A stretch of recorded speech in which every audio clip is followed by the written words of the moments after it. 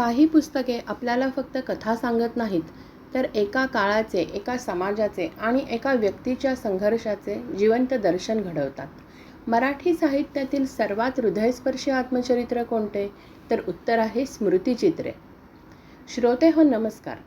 आज आपण मराठी साहित्यातील एक अमूल्य ठेवा समजल्या जाणाऱ्या स्मृतिचित्रे या पुस्तकाबद्दल जाणून घेणार आहोत. हे पुस्तक लक्ष्मीबाई टिळक यांनी लिहिलेले आत्मचरित्र आहे. मराठी साहित्यातील सर्वोत्कृष्ट आत्मचरित्रांपैकी हे एक मानले जाते. प्रसिद्ध समीक्षक माधव मनोहर म्हणतात की हा ज्ञानेश्वरीजवळ ठेवावा असा ग्रंथ आहे.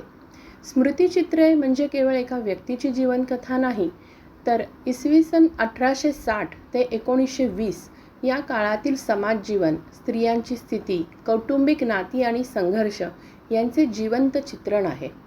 लक्ष्मीबाई टिळक यांचे जीवन अनेक चढउतारांनी भरलेले होते. त्यांचे पती नारायण वामन टिळक हे कवी, समाजसुधारक आणि विचारवंत होते.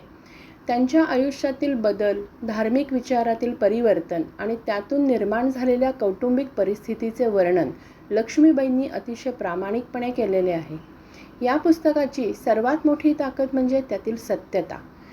लक्ष्मीबाईंनी आपल्या आयुष्यातील सुखदुःख, चुका, संघर्ष आणि भावनिक प्रसंग कोणताही आडपडदा न ठेवता मांडलेले आहेत. पुस्तक वाचताना त्या काळातील समाज आपल्या डोळ्यांसमोर उभा राहतो.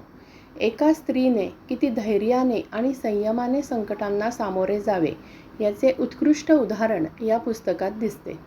या पुस्तकातून आपल्याला एक महत्त्वाचा संदेश मिळतो.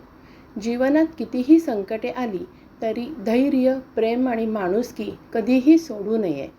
मला या पुस्तकातील सर्वात भावलेली गोष्ट म्हणजे लक्ष्मीबाईंची जिद्द आणि सकारात्मक दृष्टिकोन.